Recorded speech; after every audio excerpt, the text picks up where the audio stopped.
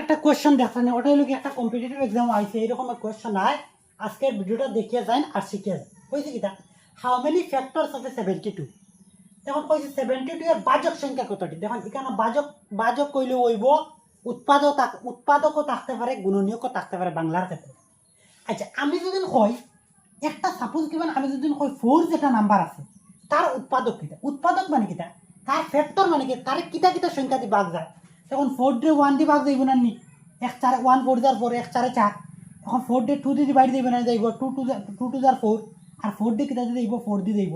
তার মানে 4 এর ফ্যাক্টর কিটা কিটা, 4 এর বাজক সংখ্যা কিটা 1 2 আর 4। ও তিনটা বাজে তো আর হইতো না। তার মানে আমরা যদি এই রকমের যদি অঙ্ক করিয়া বাকরতে হয়, দেখুন এটা তো আমরা ছোটবেলা বাকর লইছি, এখন 72 আমরা এইরকম গনিয়া বাকরা সম্ভব না।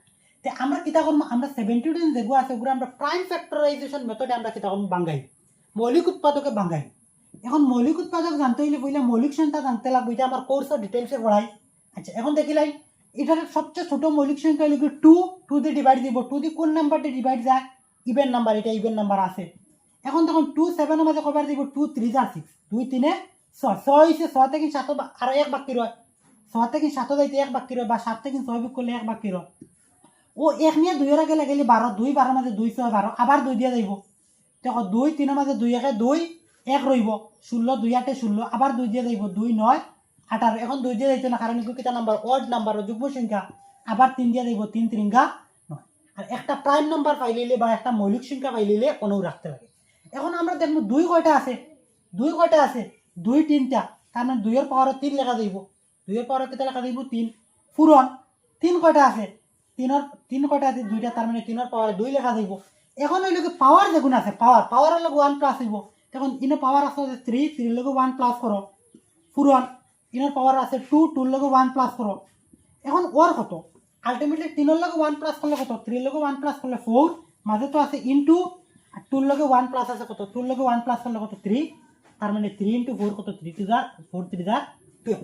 এইরকম আর অঙ্ক শিখতে চাইলে একদম বেসিক থেকে নিতে তো ফ্রি ভিডিওত বেসিক পাইতা না। কিরকম ওই কিতা না মৌলিক সংখ্যা কিতা, এখন ডিভিজিবিলিটি রুল কিতা যদি শিখতে চাই, মাত্র 199 টাকা খরচ করেন।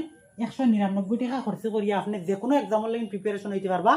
যদি প্রিপারেশন হইলে ম্যাথ শিখতে পারবা, যে কোনো কম্পিটিটিভ এক্সাম দিলে খামা লাগবো 1 থেকে লইয়া 10 এর ভিতরে ম্যাথ শিখতে পারবা। তাও বেসিক থেকে, একদম বেসিক থেকে, একদম অঙ্ক দুর্বল তাও পারবা। যদি ইন্টারেস্টেড থাকেন আমার হোয়াটসঅ্যাপে মেসেজ করবা 9864241513, এই নাম্বার কিটা করো, যোগাযোগ করো আর কোর্সে অ্যাডমিশন লো। আর একদম জিরো থেকে অঙ্ক শিখো। আর যদি এই কোয়েশ্চেনটা বুঝিয়ে, তখন আপনারা একটা কমেন্ট সেকশনে আনসার দিবা। মনে রাখবা 36 36 ফ্যাক্টর কতটা আছে ওটা আপনারা কমেন্ট সেকশনে আনসার দেন। আর ভিডিওটা শেয়ার করুন, শেয়ার করে সবার ওভারের কথা বুঝেন।